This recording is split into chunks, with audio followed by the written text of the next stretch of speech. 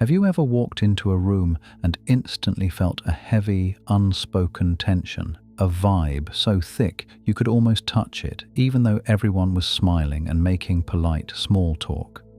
Have you ever spent an hour agonizing over a tiny decision, not because you're indecisive, but because your mind is compulsively playing out 20 different what-if scenarios that nobody else even noticed? Why is it that you can look at 3 completely unrelated events and instantly see the hidden thread connecting them, while everyone else around you is blissfully unaware of the pattern?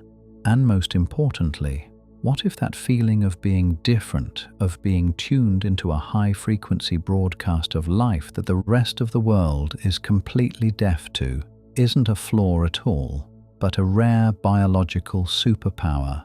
Today we are going to explore a psychological reality that belongs to only about 15 to 20% of the population. It is a trait that is frequently misunderstood as being moody, introverted, or socially anxious, but in reality, it is a sophisticated biological setting. By the end of this video, we will re-examine these questions about the mystery of vibes, the exhaustion of empathy, and the feeling of being an outsider, and see them not as imaginary burdens, but as the high-resolution output of a very specific kind of nervous system.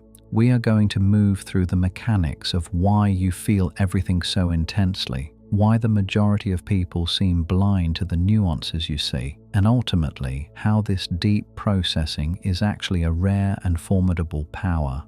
Imagine that most people move through the world with a standard definition camera. They see the big shapes, the bright colors, and the main events. But the 15% are equipped with a high-definition 8K sensor that captures every frame, every shadow, and every microscopic movement. This is what Dr. Elaine Aron, the pioneer of this research, calls sensory processing sensitivity, SPS. It isn't a choice, and it certainly isn't a flaw. It is a physical difference in how your brain is wired to handle information. For you, there is no such thing as just a room or just a conversation. Your brain is automatically deconstructing the lighting, the background hum of the heater, the scent in the air, and most importantly, the complex emotional frequency of every person present. This means you are naturally more aware of the unspoken than the 85% of the population who are wired to ignore the background noise. This heightened awareness is the foundation of your entire identity, affecting how you learn, how you work, and how you love. It is a fundamental temperament that has been part of our species' survival toolkit for thousands of years. To understand the depth of this, we have to look at how this brain actually functions. Dr. Elaine Aron, in her groundbreaking book, The Highly Sensitive Person, uses the acronym DOES to describe this trait. The D stands for depth of processing. This means your brain doesn't just receive information, it relates it to everything else you've ever learned. When you hear a new idea, your mind instantly connects it to a past memory, a future worry, and a philosophical concept. You are constantly associating. This is why you might take longer to make a decision, not because you're slow, but because you're running a massive internal simulation of every possible outcome. You aren't just looking at the surface, you're looking at the roots of the tree while everyone else is just looking at the leaves. This depth of processing happens largely on a subconscious level, which is why you often have gut feelings that turn out to be incredibly accurate. Your brain is essentially a supercomputer that is constantly running background tasks to ensure you have the most complete picture possible. This depth also leads to a greater appreciation for the subtle shades of grey in life, making you less likely to fall for black and white thinking. Dr. Aron's research suggests that this deep processing occurs because the highly sensitive brain has more activity in the areas associated with high-level conscious awareness and the integration of sensory information. When you are presented with a task, your brain doesn't just activate the action centers, it lights up the parts of the brain responsible for complex emotional evaluation and deep reflection. This is a foundational discovery. Your brain is actually doing more work on every single piece of data it receives. This explains why you often feel thought-heavy or like your mind never stops spinning. You are literally synthesizing life on a grander scale than your peers. This depth isn't just a mental habit you can turn off. It is a neurological imperative that defines your reality. Because you think more deeply about everything, you also feel things more deeply, which creates a life that is both more vibrant and more demanding. Dr. Aron notes that this depth of processing is the core pillar that supports the other three aspects of the trait. Without it, the sensitivity would just be a sensory glitch rather than a psychological gift. This is exactly why you feel like you can read a room without having any objective data yet. While others are waiting for someone to speak to understand the mood, your nervous system has already gathered 1,000 data points from body language, the rhythm of breathing, and the energetic charge of the space. You are processing everything at a level of depth that the other 85% simply don't have access to. Because your input is so much higher than everyone else's, your system reaches its capacity much faster. This is the true source of that sudden, crushing overstimulation, the O in our acronym. It's not that you're weak, it's that your internal hard drive is performing massive, complex calculations that other people's brains aren't even attempting. Overstimulation is the tax you pay for your high-resolution vision. It can feel like a sudden fog or a spike of irritability, but it is actually your brain's way of saying it needs a break to save the massive files it has just generated. This overstimulation often happens in situations others find fun, like a loud concert or a busy party, which can make you feel like a killjoy when you're actually just full. In the highly sensitive person, Dr. Aron explains that this overstimulation is the inevitable trade-off for having such a fine-tuned system. If you have a radio that can pick up the faintest signals from across the ocean, it's also going to be much more susceptible to static when there's a storm nearby. Your nervous system is that radio. When you are in a high-pressure environment, your brain is trying to process the signals of every person, every light, and every sound simultaneously. This leads to a state of arousal that is much higher than the average person's. It isn't just mental stress, it is a physiological state where your heart rate increases and your cortisol levels spike because your brain is sounding the alarm that the data limit has been reached. Dr. Aron emphasizes that this optimum level of arousal is narrower for you than it is for others. You get bored less easily because you find interest in small things, but you get overwhelmed much faster. Understanding this threshold is the first step toward managing your life effectively. This overstimulation is essentially a system-busy signal. When the environment is too loud, too bright, or too emotionally charged, your nervous system triggers a stress response much sooner than it does for others. Think of it like a highly sensitive microphone. It captures beautiful, subtle sounds that others miss, but it also clips or distorts when the volume gets too high. This leads to the E in the trait: emotional reactivity and empathy. You don't just notice emotions, you mirror them. Your mirror neurons, those parts of the brain that help us understand others, are more active. When a friend is hurting, you feel a physical ache in your chest. This isn't sympathy, it's a shared biological experience. You are literally living multiple lives at once because you are so deeply attuned to the experiences of those around you. This emotional reactivity means you are more affected by both the good and the bad. A beautiful piece of music can make you weep with joy, while a harsh word can sting for days. Dr. Aron's research confirms that HSPs have stronger activation in the brain's feeling centers, making your inner world more colorful and intense than the world outside. Dr. Aron points out that this heightened emotionality is actually part of what makes you so effective at processing information. Emotions are the brain's way of tagging things as important. Because you feel things more intensely, your brain pays more attention, which in turn leads to even deeper processing. It's a feedback loop of awareness. In her book, she notes that highly sensitive people are often moved to tears by beauty, art, or the kindness of a stranger. This isn't because you are unstable, but because your brain is literally wired to derive more meaning and emotional value from the world. You have a richer inner landscape because your emotional response to life is turned up to a higher volume. This emotional depth allows you to form incredibly strong bonds and offer a level of empathy that is life-changing for those around you. You aren't just reacting to people, you are feeling with them, which makes you a natural healer and confidant. Dr. Aron suggests that without this emotional depth, the depth of processing would be cold and clinical. The emotion is what gives your insights their power and human resonance.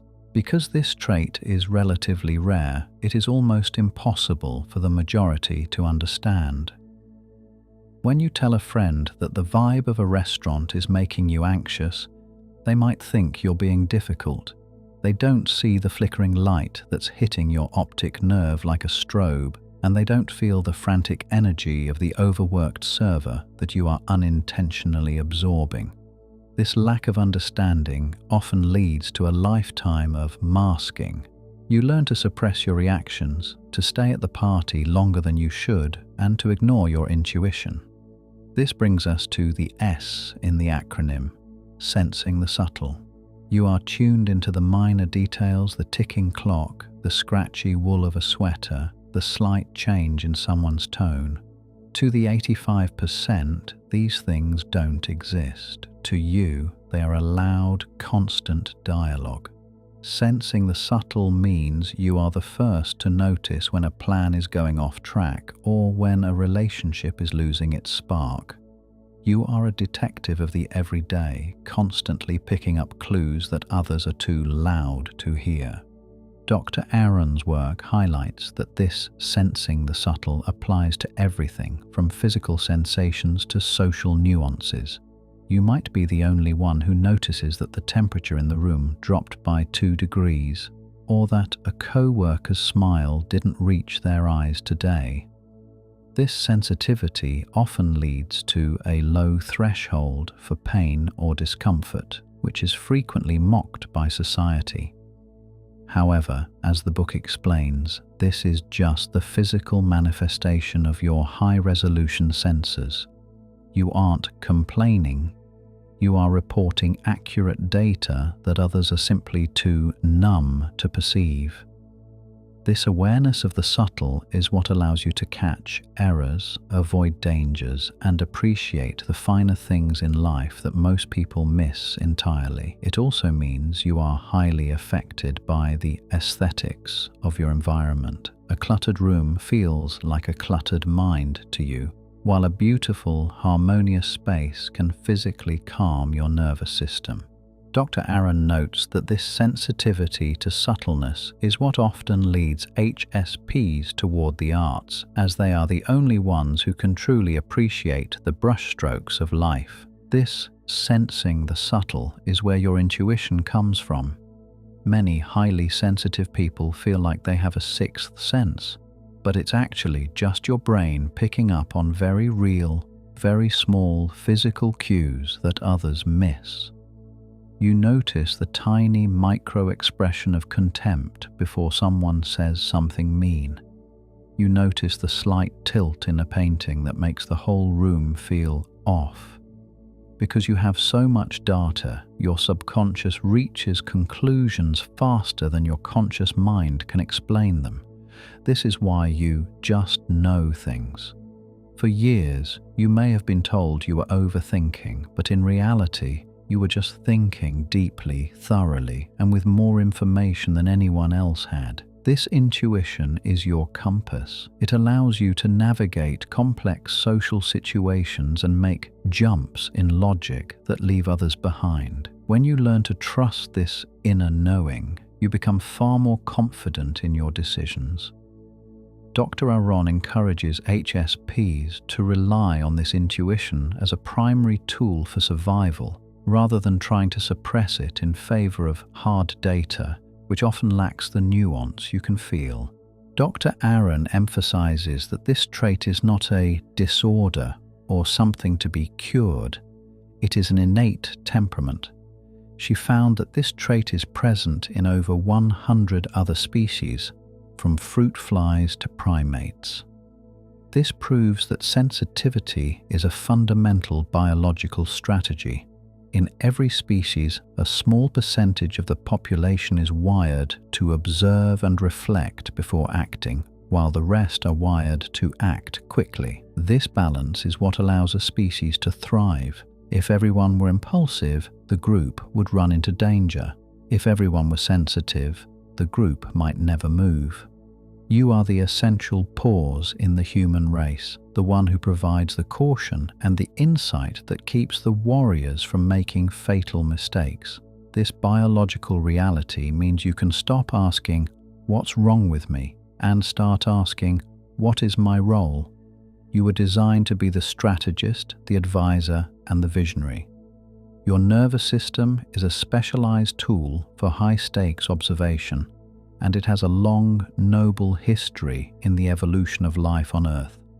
However, once you realize that your nervous system is simply structured differently, you can stop trying to force a high-precision instrument to act like a blunt tool. This deep processing is a deliberate evolutionary strategy. In the history of our species, the 15% were the ones who could sense the vibe of a changing season or the subtle dishonesty in a stranger's voice. You were the early warning system. You were the ones who could put the pieces of a puzzle together before the picture was even clear to the rest of the group. If everyone were a warrior who ignored their surroundings to charge ahead, the tribe would fall into traps. You are the advisor who ensures the tribe survives. This role requires you to spend more time off the field so you can process what you've seen. You cannot be both the one who observes every detail and the one who charges first into battle.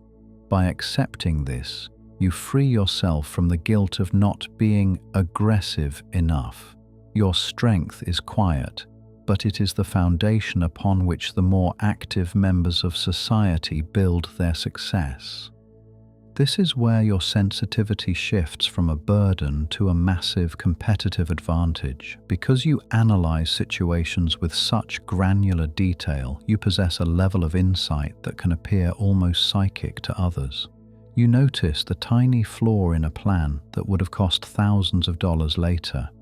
You sense the missing piece in a creative project because you can feel the disharmony in the current version.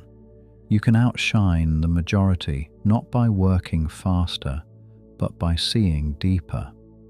While others are guessing or moving by trial and error, you are navigating by a highly sophisticated internal map that captures the nuances and details everyone else is walking right past. This high-definition living means you are more likely to find creative solutions that others miss. Your ability to synthesize large amounts of complex information into a single vibe or insight is a skill that is becoming increasingly valuable in our information-heavy world. You aren't just a feeler, you are a high-level pattern recognizer.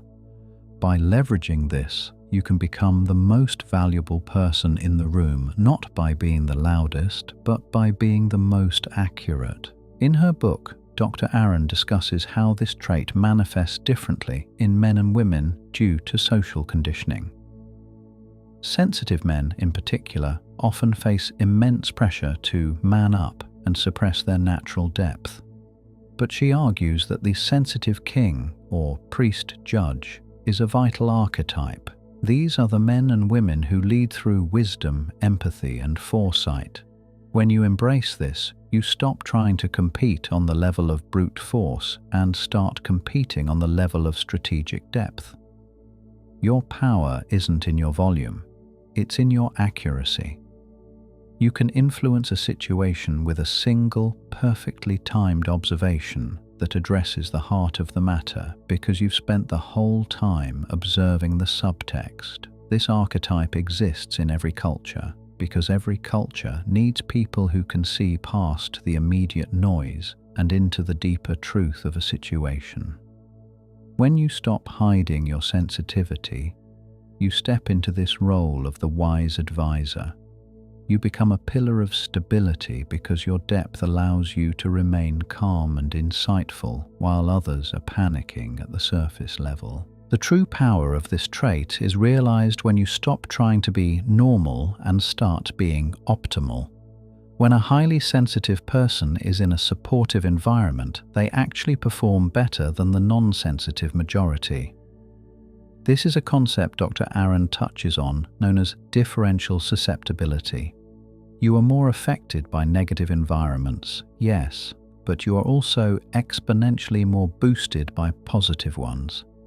In a quiet, appreciative, and aesthetically pleasing workspace, your creativity and problem-solving skills will skyrocket.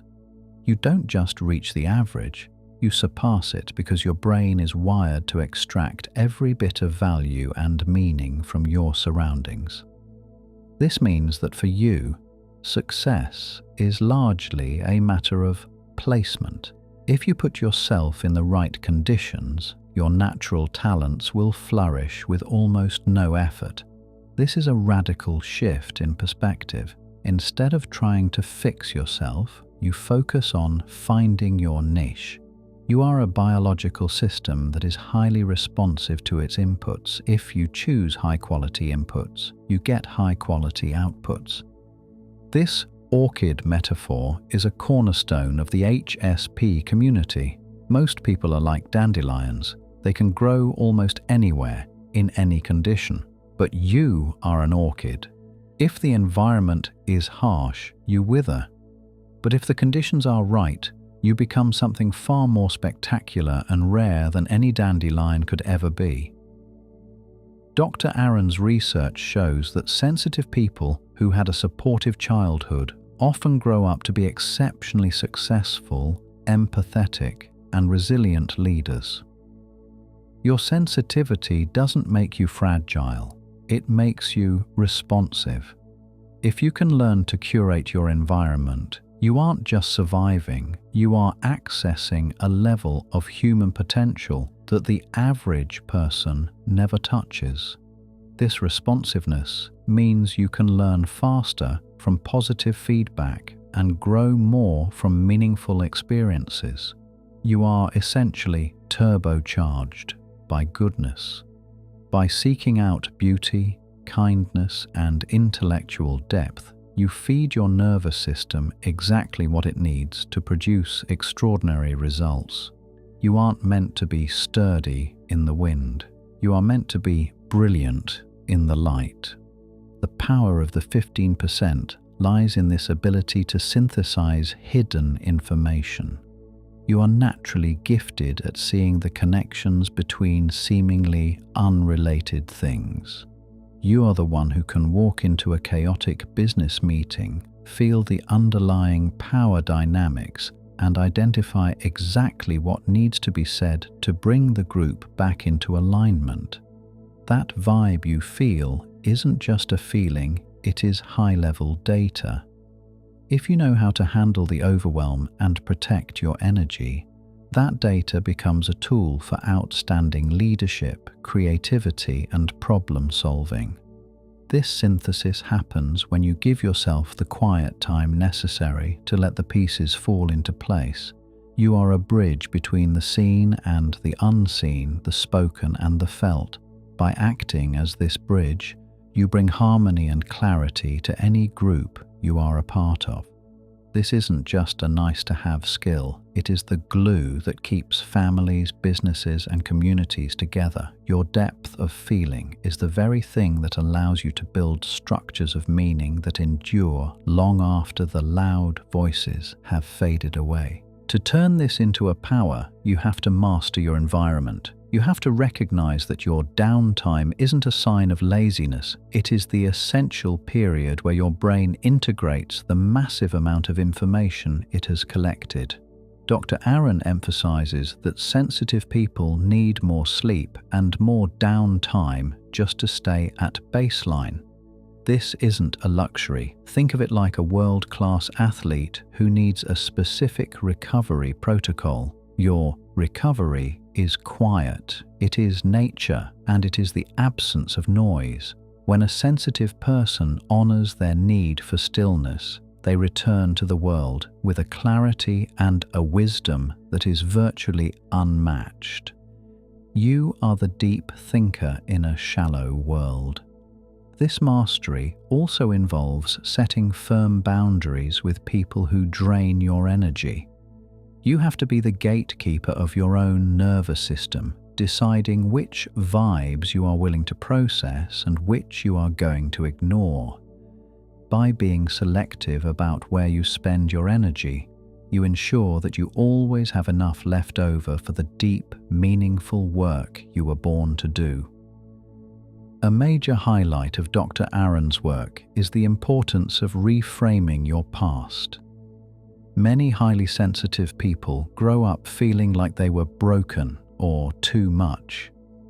The book encourages you to look back at your childhood and your past failures through the lens of sensitivity.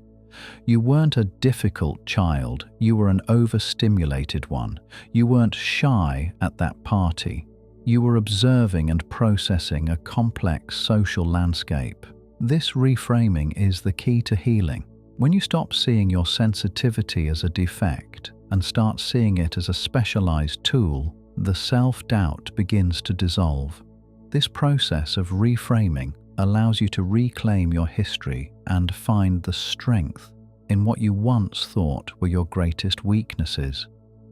You start to see that your sensitivity was actually the reason for your greatest successes, even if you didn't realize it at the time.